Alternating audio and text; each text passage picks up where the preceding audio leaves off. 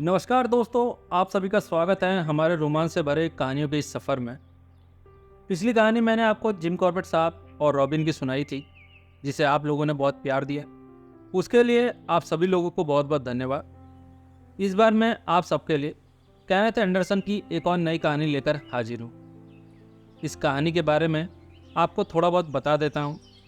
इस कहानी में जिस आदमखोर की बात होगी, ये आदमखोर एंडरसन के एकदम नज़दीक तक पहुँच चुका था और ठीक ऐन मौके पर एंडरसन ने टॉर्च के बटन को दबाया, लेकिन टॉर्च जला ही नहीं। उसके बाद क्या हुआ और एंडरसन उस तेंदुए से कैसे बचे, ये जानने के लिए आपको इस कहानी को अंत तक सुनना पड़ेगा। ये कहानी है तमिलनाडु के सालेम जिले की। दोस्तों, मैंने अपनी पिछली कई कहानियों में इस बात के बारे में जिक्र किया है कि जिस टाइम केनेथ एंडरसन दक्षिण भारत में शिकार किया करते थे, उस वक्त यहाँ पर केवल 3 राज्य थे: मद्रास, बॉम्बे और पुडुचेरी। हालांकि वर्तमान समय में इन तीनों में से कोई भी जगह पुराने नाम से नहीं है, सबका नाम बदल गया है। आज हम इन्हें आंध्र प्रदेश, कर्नाटक, महाराष्ट्र, तमिलनाडु, केरल आदि के नाम से जानते हैं। इन्हीं में से तब के मद्रास स्टेट के अंतर्गत एक सालेम जिला पड़ता है। इस सालेम जिले में एक छोटा सा गांव है, गिरहट्टी। ये एक बहुत ही छोटा सा गांव है, जिसमें मुश्किल से उस समय 10 या 12 झोपड़ियाँ ही थी। पहाड़ियों पर स्थित गिरहट्टी गांव चारों तरफ से जंगलों से घिरा हुआ है और इसके अगल बगल जितने भी रास्ते थे, सब कच्चे थे, जिस पर बड़े मोटर वाहनों का चलना असंभव था। वैसे भी उस समय बहुत कम मोटर वाहन हुआ करते थे। उस गांव में जो भी लोग अपनी जीविका चलाने के लिए व्यवसाय करते थे, वह अपने सामान का आयात निर्यात करने के लिए बैलगाड़ी और गधों का प्रयोग करते थे। जैसा कि दोस्तों हमें पता है, एंडरसन को जंगल में समय बिताना बहुत पसंद था। इसलिए केनेथ एंडरसन ने बहुत दिमाग लगाकर जिन जिन इलाकों में भारत सरकार द्वारा शिकार का लाइसेंस जारी किया जाता था, उन अधिकतर जगहों में उन्होंने खुद की ज़मीनें खरीद रखी थी, ताकि वो जब भी शिकार पर जाए तो वो उन जगहों पर झोपड़ी या टेंट बना के चाहे जितना दिन रहना चाहे उतने दिन रह सके। अपनी ज़मीन पर वो कितने भी दिन रुक सकते थे। उन्हीं में से एक इलाका गिरहट्टी भी था, परंतु यहाँ पर एंडरसन की खुद की कोई भी ज़मीन नहीं थी। इसलिए इस इलाके में शिकार के लिए आने से पहले एंडरसन ने गिरहट्टी के फॉरेस्ट रेस्ट हाउस में ठहरने के लिए वहाँ के डीएफओ को एक पत्र लिखा, परंतु वो डीएफओ एंडरसन को पसंद नहीं करता था। इसी वजह से उसने एंडरसन को गेस्ट हाउस में रुकने की परमिशन नहीं दी। इससे एंडरसन काफ़ी परेशान हुआ और उन्होंने फिर से सोच समझकर कुछ दिन बाद फिर से डीएफओ को एक और पत्र भेजा, जिसमें उन्होंने ये लिखा था कि उनके पास भारत सरकार द्वारा शिकार के लिए जारी किया गया लाइसेंस है, इसलिए डीएफओ को उन्हें परमिशन देनी पड़ेगी। जब ये पत्र उस डीएफओ को मिला तो ना चाहते हुए भी उसे एंडरसन को उस फॉरेस्ट रेस्ट हाउस में ठहरने की परमिशन देनी पड़ी। लेकिन डीएफओ ने परमिशन देने के साथ साथ उसमें कई सारे शर्तें भी जोड़ दी थी, जैसे कि उस रेस्ट हाउस का कोई भी सामान चोरी नहीं होना चाहिए। इसके साथ ही साथ उसने ये भी लिखा था कि उस रेस्ट हाउस के किसी भी सामान को किसी भी तरह की कोई भी हानि नहीं पहुंचनी चाहिए। इसके साथ और भी कई सारी शर्तें शामिल कर ली गई थी। देखा जाए तो ये गेस्ट हाउस की सुरक्षा की दृष्टि से ये सभी शर्तें सही थी, लेकिन इसके पीछे उस डीएफओ की कुछ अलग ही चाल थी। केनेथ एंडरसन इन सब शर्तों के साथ उस फॉरेस्ट रेस्ट हाउस में रुकने के लिए तैयार हो गए। परमिशन मिलने के बाद जब केनेथ एंडरसन यहाँ रहने के लिए आए तो उन्होंने देखा कि इस रेस्ट हाउस में कोई भी केयर टेकर मौजूद नहीं था और रेस्ट हाउस में ताला लगा हुआ है। उस दिन जोरों से बारिश भी हो रही थी। अब केनेथ एंडरसन को समझ में नहीं आ रहा था कि वो इस बारिश में आखिर कहाँ जाए। कुछ देर रेस्ट हाउस के आगे पीछे घूमने के बाद उन्होंने देखा कि रेस्ट हाउस के बाथरूम का दरवाज़ा थोड़ा धक्का देने से खुल सकता है। बारिश भी जोरों से हो रही थी, तो केनेथ एंडरसन ने सोचा कि आज की रात क्यों ना यहीं पर गुजारी जाए और क्या पता सुबह तक यहाँ पर कोई केयर टेकर भी आ जाए। ये सोचकर केनेथ एंडरसन उस रात वहीं पर रुक गए। आप लोग सोच सकते हैं कि एंडरसन जैसा आदमी उस फॉरेस्ट ऑफिसर की वजह से बाथरूम में रात गुजारने को मजबूर था। अन्य दिनों में तो बाहर भी रुक सकते थे, लेकिन बारिश में वो कहाँ जाए। उन्होंने अपनी कार को रेस्ट हाउस के ठीक सामने खड़ा कर दिया। उस कार की छत वाटरप्रूफ नहीं थी। वो एक जीप नुमा गाड़ी थी जिस पर ऊपर से मोटा कैनवास लगा होता है, लेकिन उसमें भी जगह जगह से पानी टपक रहा था। इसलिए वो गाड़ी में से निकलकर बाथरूम में आ गए। एंडरसन अपने साथ हमेशा कार में एक कुर्सी लेकर चलते थे। एंडरसन ने बाथरूम में कुर्सी लगाई और वो पूरी रात बैठे रहे। जब सुबह हुई तो उन्होंने देखा कि अभी तक कोई भी केयर टेकर वहाँ पर नहीं आया था। अब केनेथ एंडरसन जिस रास्ते से उस गेस्ट हाउस के अंदर गए थे, उसी रास्ते से होते हुए वो बाहर को निकल आए। उसके बाद केनेथ एंडरसन वापस बेंगलोर लौट आए, जबकि वो 4 दिन की छुट्टी बिताने वहाँ गए थे। लेकिन इस तरह की परेशानी से परेशान होकर वो जल्दी वापस लौट आए थे। उन्होंने फिर से वहाँ के डीएफओ को एक और पत्र लिखा और उसे बताया कि वो उस गेस्ट हाउस में रात को रुके थे और वहाँ पर कोई भी केयर टेकर मौजूद नहीं था, जिसकी वजह से उन्हें पूरी रात बाथरूम में बितानी पड़ी। इसलिए वहाँ पर किसी एक केयर टेकर को भेजा जाए, ताकि अगर कोई और शिकारी वहाँ जाए तो उसे परेशानी ना उठानी पड़े। केनेथ एंडरसन ने यह भी लिखा कि उस गेस्ट हाउस में एक रात रुकने का पूरा किराया उन्होंने मनी ऑर्डर कर दिया है। देखा जाए तो एक तरह से केनेथ एंडरसन ने डीएफओ को पत्र भेजकर अपनी ईमानदारी ही दिखाई थी। दोस्तों, जैसा कि हम जानते हैं कि वो डीएफओ एंडरसन को पहले से ही पसंद नहीं करता था, तो उसने केनेथ एंडरसन को झूठे चोरी के केस में फंसा दी। वो इस तरह कि उसने पुलिस को सूचना दी कि एंडरसन बाथरूम का ताला तोड़कर उस रेस्ट हाउस में घुस आए थे। जब केनेथ एंडरसन को कोर्ट के द्वारा भेजी गई लीगल नोटिस मिली तो वो उस नोटिस को पढ़कर काफ़ी परेशान हो गए, क्योंकि उस नोटिस में लिखा था कि उन्होंने फॉरेस्ट रेस्ट हाउस की एक बड़ी चेयर और बाथ टब चुरा लिया है। जबकि एंडरसन जब उस बाथरूम में पहुंचे थे तो ये दोनों चीज़ें वहाँ पहले से ही नहीं थी। अब एंडरसन काफ़ी परेशान थे। उन्हें समझ में नहीं आ रहा था कि वो क्या करें। गिरहट्टी गांव के पास में ही एंडरसन का एक खास व्यक्ति रहता था, जिसका नाम रंगा था। तो वो रंगा के पास चले आए। उन्होंने रंगा को सारी बात बताई। जब रंगा ने सारी घटना को सुना तो उसे भी उस डीएफओ पे बहुत गुस्सा आया, क्योंकि वो जानता था कि एंडरसन एक अच्छे व्यक्तित्व वाले इंसान है, जो कि ऐसा कुछ करने के बारे में सोच भी नहीं सकते हैं। एंडरसन और रंगा काफ़ी देर तक बात करते रहे और रात हो गई। रंगा, जो कि उसी गांव का रहने वाला था, उसको इधर उधर से सारी बातें पता चलती रहती थी। वो एंडरसन को वहीं छोड़कर उन्हें बिना कुछ बताए आधी रात को ही वहाँ से चला गई। जब रंगा वापस आया तो उसने एंडरसन को बताया कि मैंने पता लगा लिया है कि वो बाथ टब और चेयर हमें कहाँ मिलेंगे। ये जानने के बाद एंडरसन से रहा नहीं गया। वो रंगा को लेकर सुबह के 4 बजे ही पुलिस स्टेशन पहुँच गए। वहाँ का सब इंस्पेक्टर भी इन दोनों को इतनी सुबह देखकर हैरान हो गया था। ऐसी भी क्या जल्दी थी कि ये दोनों इतनी सुबह सुबह यहाँ पहुँच गए थे। एंडरसन ने उस सब इंस्पेक्टर को सारी घटना के बारे में बताया और उसे अपने साथ तुरंत चलने के लिए भी कहा। वो सब इंस्पेक्टर झुंझलाते हुए बोला कि तुम दोनों पागल तो नहीं हो गए हो? अभी समय तो देखो, अभी ठीक से सुबह तो होने दो, उसके बाद हम चलकर उन चीज़ों को बरामद कर लेंगे।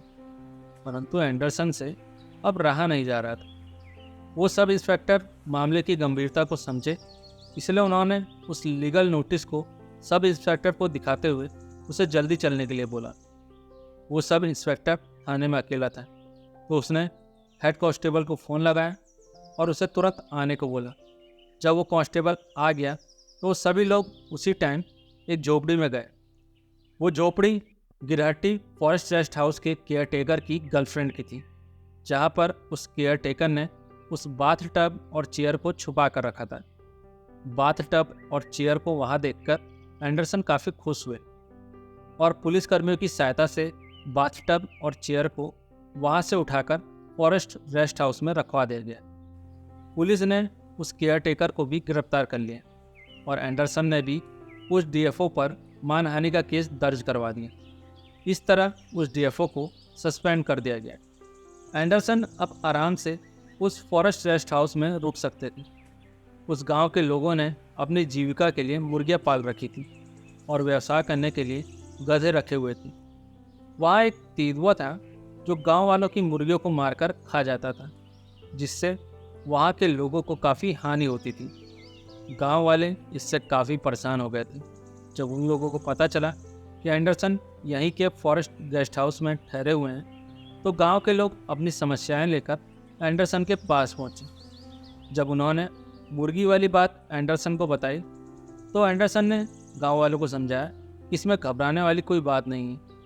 तेंदुआ एक जंगली जानवर है और उसका अपनी भूख मिटाने के लिए ऐसे छोटे मोटे शिकार करना लाजमी है। गांव वालों को समझा बुझाकर उन्होंने वहां से भेज दिया। कुछ दिनों बाद जब एंडरसन गेस्ट हाउस के बगीचे में बैठे हुए थे, उन्होंने महसूस किया उनके सामने लगभग 40 मीटर की दूरी पर बह रहे झरने पर कोई जानवर पानी पी रहा है। उन्होंने जब ध्यान से देखा तो वो एक तेंदुआ था जो काफ़ी बड़ा नहीं था, बल्कि वो एक मीडियम साइज का तेंदुआ था। उस तेंदुए ने भी एंडरसन को देखा।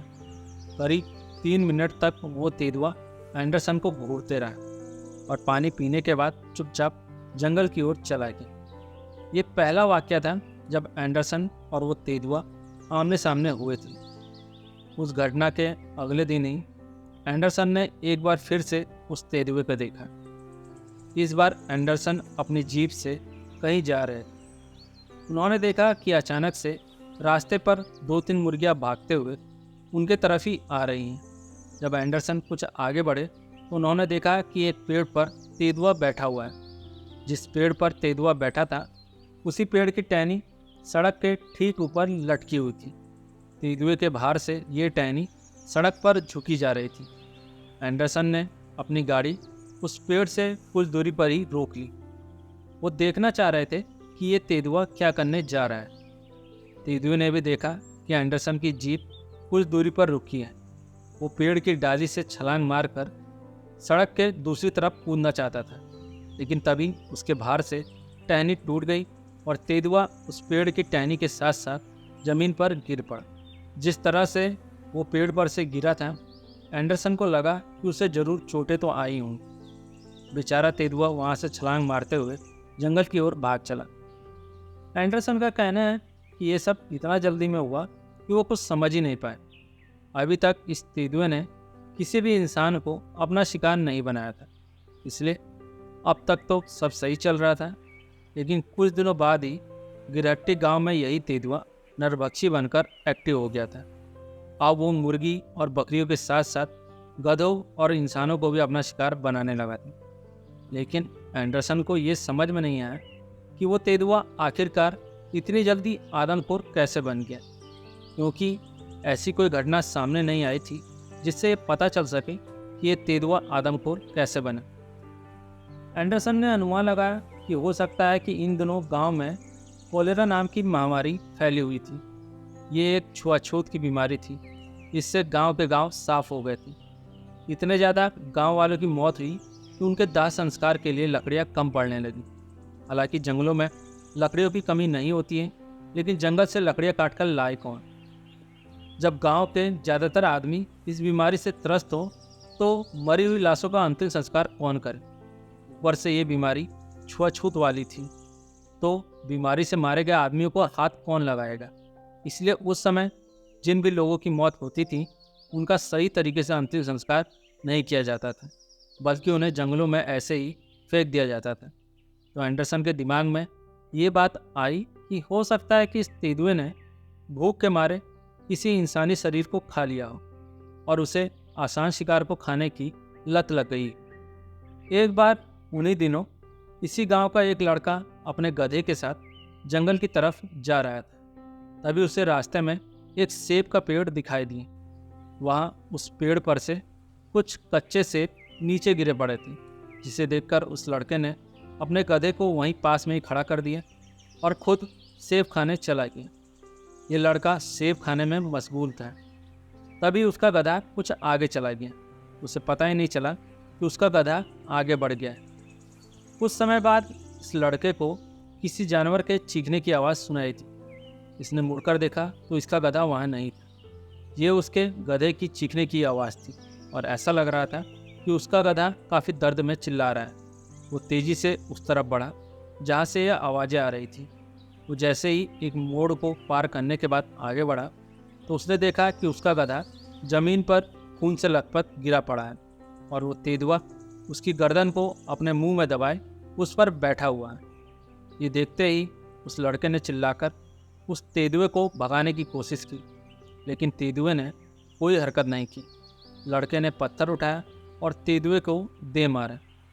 लड़के की किस्मत ही खराब थी, पहला ही पत्थर उस तेंदुए को जा लगा। तेंदुआ गुस्से में लड़के की तरफ दौड़ा। लड़के ने भी पीछे मुड़कर दौड़ लगा दी, लेकिन तेंदुए की रफ्तार के आगे उसकी रफ्तार कहाँ तक टिक पाती। कुछ ही सेकंड्स के भीतर तेंदुए ने उस लड़के की गर्दन को अपने मुंह में दबा ली। किस्मत से एंडरसन भी उसी समय वहाँ से गुजर रहे थे। उन्होंने उस लड़के के चिल्लाने की आवाज़ सुनी। उन्होंने तेज़ी से अपनी गाड़ी उसी तरफ बढ़ा दी। यह आवाज़ सुनकर वो उसके तरफ जा रहे थे। जब वो वहाँ पहुँचे तो उन्होंने देखा कि गधा और उसका मालिक दोनों ही जख्मी हालत में नीचे गिरे पड़े हैं, जिसमें से गधे की मृत्यु हो चुकी थी और उसके मालिक के गर्दन पर जो निशान थे उन्हें देखकर एंडरसन को समझने में जरा भी देर नहीं लगी कि इन दोनों पर तेंदुए ने अटैक किया है। वो लड़का बहुत ही ज़्यादा जख्मी हालत में था। उसकी सांसें अभी भी चल रही थी, लेकिन उसके शरीर से बहुत ज़्यादा खून बह चुका था। फिर भी एंडरसन ने उसे उठाकर अपनी गाड़ी में रखा और फॉरेस्ट रेस्ट हाउस की तरफ लेकर आ गए। उन्होंने सोचा कि वहाँ से वो उसके घर वालों को अपने साथ लेकर शहर में इलाज कराने के लिए ले जाएंगे, लेकिन उसकी हालत इतनी ख़राब थी कि गांव के रेस्ट हाउस तक आते आते ही उस लड़के ने अपना दम तोड़ दिया था। एंडरसन ने तेंदुए की इस हरकत से पुलिस स्टेशन को भी अवगत कराया, लेकिन पुलिस वालों ने उनकी किसी तरह से कोई मदद नहीं की। अगले 5 दिनों तक एंडरसन उस तेंदुए को जंगल में खोजते रहे, लेकिन वो तेंदुआ उन्हें नहीं मिला और ना ही उस तेंदुए ने इस बीच किसी भी इंसान को मारा। एंडरसन की छुट्टियां खत्म हो चुकी थी और अब उन्हें वापस बेंगलोर लौटना था। उन्होंने गांव के लोगों से वादा किया कि जब ये तेंदुआ और लोगों को अपना शिकार बनाने लगेगा तब वो इसे मारने के लिए यहाँ पर जरूर आएंगे। एंडरसन के यहाँ से जाने के बाद कुछ हफ्ते तो शांति से बीते, लेकिन फिर उसके बाद एक दूसरी घटना घटी, जिसमें इसी गांव का एक लड़का कुएं से पानी भरने के लिए गया था। काफ़ी समय बीतने के बाद जब वो घर नहीं लौटा तो उसके पिता को इस बात पे बहुत गुस्सा आया। उसे लगा कि उसका बेटा पानी ना लाकर अपने दोस्तों के साथ खेलने लगा होगा। उसका बाप गुस्से में एक डंडा उठाकर उस कुएं की तरफ बढ़ चला। वहाँ पहुंचकर उसने देखा कि उसका बेटा जो बर्तन लेकर आया था पानी भरने के लिए, वो बर्तन वहीं पर पड़ा हुआ है, लेकिन उसका बेटा कहीं दिखाई नहीं दे रहा। कुछ आगे जाने पर उसे खून की कुछ बूंदें दिखाई दी। थोड़ा और आगे गया तो उसको और खून की कुछ बूंदें दिखाई दी। इससे वो घबरा गया और गांव में लौट आया। गांव वालों को उसने अपने बेटे के गुम होने की बात बताई और गांव वालों को लेकर वो अपने बेटे को खोजने के लिए जंगल की तरफ निकल पड़ा। कुछ समय के बाद जंगल में उस लड़के की लाश मिली, जो कि किसी जानवर के द्वारा बहुत बुरी तरीके से खाई हुई थी। ये दूसरी घटना थी जब तेंदुए ने एक ही गांव के दूसरे लड़के की जान ले ली थी। तीसरी बार उस तेंदुए ने एक महिला को अपना शिकार बनाया। वो महिला अपने 2 साल के बेटे के साथ एक कुएं पर कपड़े धोने और नहाने के लिए आई थी। जब उस महिला को वहां गए काफ़ी समय बीत गया और वो घर वापस नहीं आई तो उसके परिवार वाले काफ़ी चिंतित हुए। कुछ दिन पहले उसी कुएं के पास उस तेंदुए ने एक लड़के को अपना शिकार बनाया था, इसलिए हो सकता है कुएं पर गई उस औरत के साथ भी जरूर कुछ ना कुछ अनहोनी घटी होगी। इसलिए इतना देर होने के बाद भी वो औरत वापस नहीं लौटी है। गांव के लोगों को इकट्ठा किया गया और वो लोग झुंड बनाकर उस महिला को देखने के लिए कुएं पर आ गए। वहां आने के बाद लोगों ने देखा कि महिला वहां पर नहीं है और उसका बच्चा किनारे बैठकर रो रहा है। गांव वालों ने बच्चों को अपने साथ ले लिया और महिला की तलाश करने लगे। कुछ समय बाद महिला का मृत शरीर गांव वालों को मिल गया, जिसे तेंदुए ने ही खाया था। अब गांव वालों में तेंदुए की दहशत फैल गई थी और सभी लोगों को डर लगने लगा। अब जब भी वो लोग घर से निकलते तो अपने साथ नुकीले हथियार रखकर निकलते थे। जब वो जंगल से गुजरते तो झुंड में ही जाया करते थे। इस तरह अब गांव वाले उस तेंदुए से काफ़ी परेशान थे। गांव वालों ने ये सारी घटना एंडरसन को बताने का निश्चय किया। इस गिरहट्टी गांव से कुछ दूरी पर एंडरसन ने एक ज़मीन खरीद रखी थी, जिसकी देखरेख के लिए उन्होंने एक केयर टेकर को रखा था। गिरहट्टी गांव के प्रधान ने एक लेटर लिखा और उस केयर टेकर को कहा कि ये लेटर एंडरसन तक पहुंचा था। जब एंडरसन को इन सब घटनाओं के बारे में पता चला तब एंडरसन यहाँ आ गए। जिस दिन एंडरसन यहाँ पहुँचे उसी दिन चौथी घटना घटी। इस बार उस तेंदुए ने एक 17-18 साल के लड़के को अपना शिकार बनाया। ये विक्टिम उसी केयर टेकर का लड़का था जिसने डीएफओ के साथ मिलकर एंडरसन के खिलाफ चोरी की साजिश रची थी और उन्हें चोरी के झूठे इल्जाम में फंसाया था। जब एंडरसन निर्दोष साबित हुए तब उस डीएफओ को सस्पेंड कर दिया गया था और इस केयर टेकर को नौकरी से निकाल दिया गया था। नौकरी चली जाने के बाद ये केयर टेकर अपने बेटे, जिसका नाम नटराज था, उसके साथ मिलकर शहद का व्यापार करने लगा, जो कि जंगल से ढेर सारा शहद इकट्ठा करके शहर में ले जाकर बेचते थे, जिससे इनको काफ़ी मुनाफा होता था। शहद बटोरने के लिए ये अपने घर से कई कई किलोमीटर दूर जंगलों में चले जाते थे और कई बार तो ये 1-2 दिन बाद ही अपने घर पर वापस लौटते थे। नटराज ने इस काम के लिए अपने साथ कई सारे मजदूर रखे हुए थे, जो कि जंगल से जगह जगह से शहद इकट्ठा करके लाकर इसको दे देते थे। एक बार इन्हें शहद इकट्ठा करने में पूरा दिन लग गया। नटराज अपने मजदूरों का पेमेंट करके घर वापस लौट रहा था, लेकिन उस समय तक काफ़ी अंधेरा हो गया था। गिरहट्टी फॉरेस्ट गेस्ट हाउस से कुछ दूरी पर एक गैराज था, जिसमें दरवाज़ा भी नहीं लगा था। नटराज ने यहीं पर रात गुजारने की सोची। उसने सोचा काफ़ी अंधेरा हो गया है, वो सुबह अपने घर चला जाएगा। यही सोचकर उस शहद का कंटेनर पास में रखकर सो गया। गांव वालों का कहना है कि सुबह के करीब 4 से 5 बजे उन्हें नटराज के चीखने की आवाज़ सुनाई दी, जिसमें वो मदद मांग रहा था। यह आवाज़ सुनकर गांव वाले काफ़ी डर गए और वो अपने घर के दरवाजे खिड़कियों को और अच्छे से बंद करके घरों में छुपे रहे। कोई भी व्यक्ति उसकी मदद के लिए नहीं गया। जब ये बात एंडरसन को पता चली तो एंडरसन उस जगह पर आ गए जहाँ पर पहले से ही पुलिस वाले मौजूद। एंडरसन ने पूरी घटना को समझा और उन्होंने पुलिस से बात की। वो नटराज के लाश के साथ रात में अकेले मचान पर रुकना चाहते थे, लेकिन पुलिस हेड कांस्टेबल ने उनकी बात मानने से इनकार कर दिया। उसने कहा कि नहीं, मेरे दोनों कांस्टेबल यहाँ पर रुकेंगे, और ये कहकर वो चला गया। वो दोनों कांस्टेबल भी वहाँ रुकना नहीं चाहते थे, क्योंकि सबको अपनी जान प्यारी है। दोनों कांस्टेबल ने वहाँ ना रुकने के लिए काफ़ी बहाने बनाए, लेकिन हेड कांस्टेबल ने उनकी एक भी नहीं सुनी और अपना आदेश देकर वो वहाँ से चला गई। अब इन कांस्टेबल को भी अपनी नौकरी करनी थी, इसलिए वो दोनों वहाँ मुंह लटकाकर खड़े हो गए। वो दोनों एंडरसन की तरफ देख रहे थे। तब एंडरसन ने इशारों में ही उनसे कहा कि तुम लोग चले जाओ, मैं इसको संभालूंगा और ये बात हम लोगों के बीच ही रहनी चाहिए। एंडरसन के ऐसा कहने पर वो दोनों खुशी खुशी वहाँ से चले गए। अब एंडरसन ने उस जगह का मुआयना किया। उन्होंने देखा कि उत्तर की दिशा में फॉरेस्ट रेस्ट हाउस है। उस तरफ से तेंदुआ ना तो आ सकता है और ना ही उधर भागकर जाएगा, और पूर्व दिशा में गांव था, तो उस तरफ से भी तेंदुआ ना तो आएगा ना ही भाग कर जाएगा। पश्चिम में जंगल था तो तेंदुआ उधर से ही आएगा। उस मुताबिक उन्होंने अपनी योजना पर काम किया। उसके बाद एंडरसन उस गैराज में बैठ गए। हालांकि वो पहले लाश के पास मचान बनाकर बैठना चाहते थे, लेकिन फिर उनके दिमाग में आया कि वो क्यों ना उसी गैराज में बैठे जिसमें नटराज बैठा हुआ था। हो सकता है कि आज भी वो तेंदुआ उस गैराज में इंसानी शिकार की तलाश में आ जाए।